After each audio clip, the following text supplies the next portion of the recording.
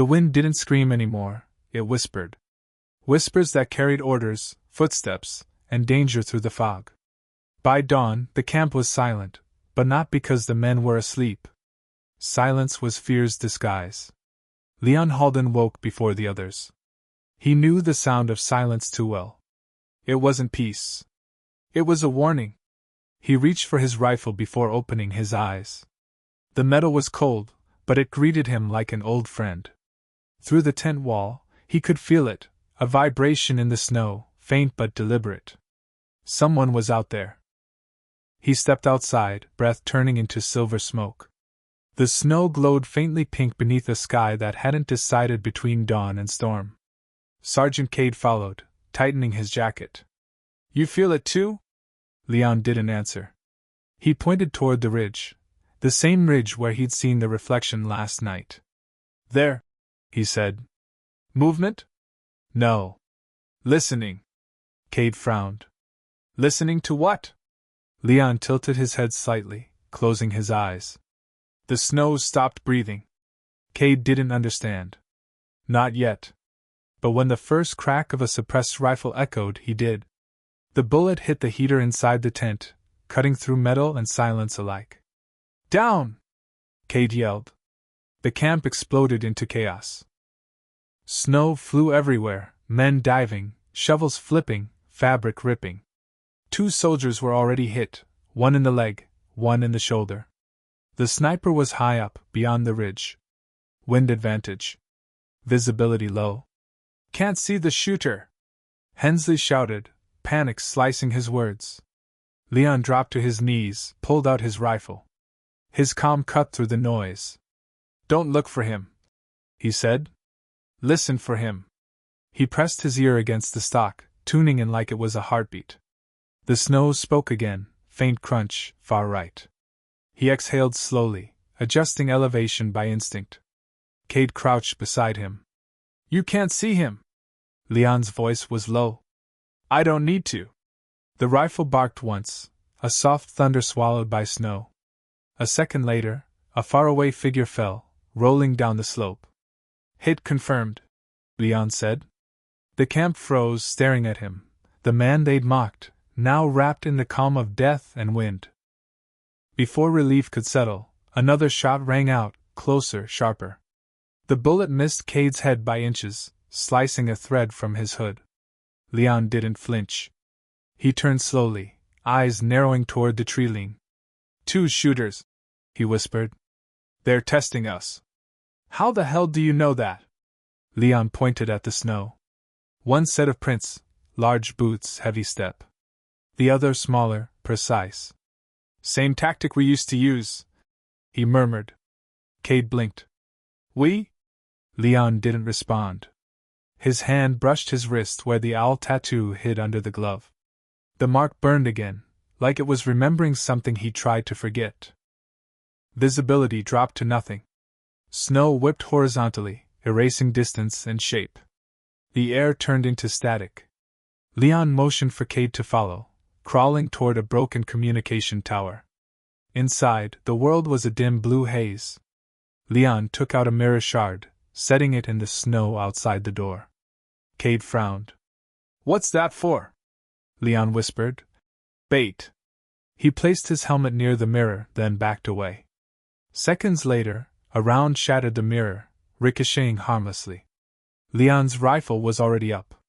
His pale eyes reflected the muzzle flash as he fired back, one clean, centered shot. Snow exploded. Silence followed. Cade exhaled. Jesus Christ!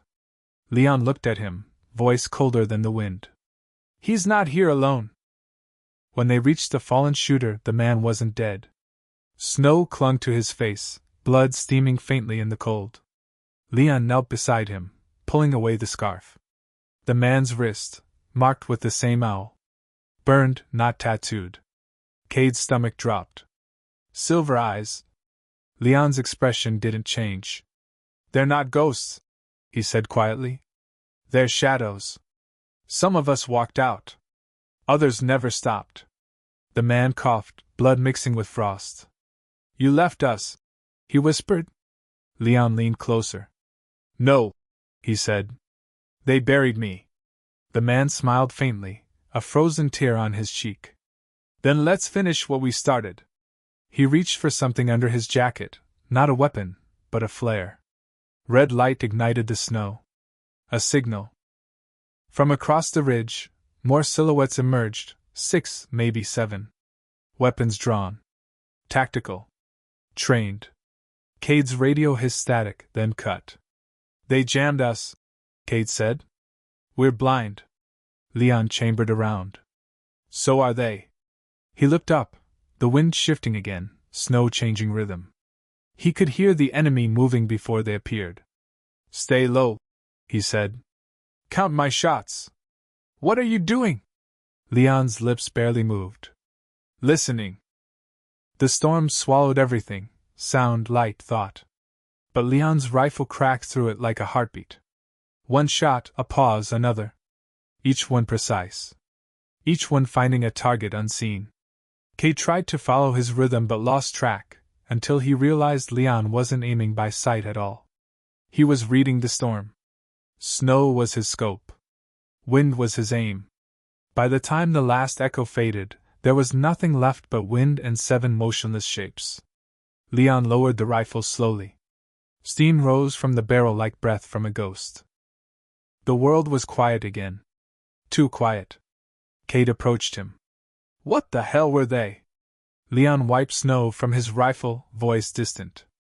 Brothers, he said. The ones who stayed behind. Cade frowned.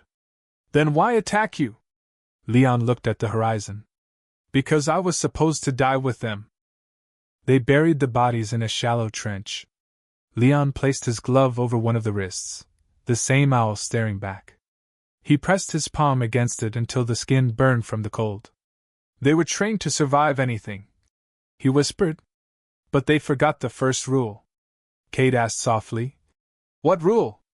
Leon stood, eyes pale as frostbite. The mission isn't survival. It's return. As they packed up, a faint click came from Leon's comms, static, then a whisper. Silver I-01, confirmation required. Cade froze. Who the hell? Leon didn't answer. He turned off the radio, snow still falling over his shoulders like dust from another lifetime. Report? Cade asked. Leon looked at him, calm again. Mission complete. Cade frowned. What mission? Leon gave the faintest smile. The one they think I forgot. The snow thickened once more, swallowing footprints, shadows, and blood, until the mountain looked untouched again. The snow stopped falling just before dusk. Wind calmed, but the mountains still breathed, slow, heavy, alive. Leon stood over the last mound of snow, his glove pressing down the shape of a buried helmet. Behind him, the sky burned faint orange, the color of memory. Cade approached slowly, rifle slung low, every step sinking deep into the powder. They were your brothers, weren't they? He asked. Leon didn't turn. They were my reflection. Cade frowned. Reflection? Leon's eyes traced the horizon, the same ridge where the first shot had been fired. When you train in the dark long enough, you stop seeing the difference between shadow and self. That's what the silver eyes forgot. Cade looked down at the snow. And you didn't? Leon finally faced him. The light caught his eyes, not blue, not gray, something in between. I tried to remember. That's why they came. The radio crackled faintly on Cade's chest. Static. Then a whisper, barely human. 01, extraction confirmed. Return to silence. Leon's hand twitched toward the comm then stopped. He turned it off, letting the cold swallow the sound. They still think I follow orders, he said softly. Cade hesitated. Then what do you follow now? Leon looked down at his wrist. The owl burned into his skin glowed faintly under the dusk. Echoes. For a moment, there was nothing but snow shifting around them. Then, from deep within the fog, a faint metallic echo, not from Leon's rifle this time. From far away. A second shot. No impact. Just a sound, traveling endlessly through the cold air. Cade reached for his weapon, but Leon didn't move. "It's not for us," he said quietly. "It's for them." "For who?" Leon's eyes softened, almost tired. "For whoever's still listening." He started walking down the slope, rifle slung behind, his figure melting into the dusk like the end of a thought. Cade watched until Leon became part of the storm again, white on white gone. The camera would linger on the mound, the buried helmets, the fading flare smoke, and one half-buried bullet casing engraved faintly with the owl symbol. The wind shifted once more, tracing a curve across the snow, a shape forming, almost invisible, almost alive. An owl's wings. Then darkness.